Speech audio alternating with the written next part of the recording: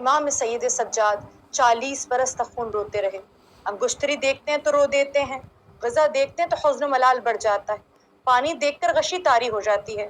ایک مرتبہ امام کا ایک غلام امام سے عرض کرنے لگا، مولا میں 20 برس سے دیکھ رہا ہوں، کب یہ غصہ غم ختم کیجیے گا، کب صبر کیجیے گا، آپ کا رونا کب کم ہوگا؟ شہادت تو آپ کی میراث ہے نا مولا۔ امام فرماتے ہیں، افسوس ہے تجھ پر، تو نے انصاف نہ کیا۔ یعقوب کے 12 بیٹے تھے اور اللہ نے فقط ایک کو ان سے دور کر دیا اور ایک کو ان کی نگاہ سے اوجھل کر دیا۔ وہ جانتے تھے کہ یوسف زندہ ہیں، پھر بھی فراق یوسف میں اس قدر روئے کہ آنکھوں کی بینائی چلی گئی، بال سفید ہو گئے، کمر خمیدہ ہو گئی۔ میری آنکھوں کے سامنے میرے 18 یوسف کو بھوکا پیاسا بے دردی سے قتل کر دیا گیا اور ان کی لاش کو بیابان میں پامال کر دیا گیا۔ یہ بتا مجھے چین کیسے آئے گا، میں کیسے صبر کروں؟ تاریخ میں اگر شام کا بازار نہ ہوتا، شبیر کا بیٹا کبھی بیمار نہ ہوتا۔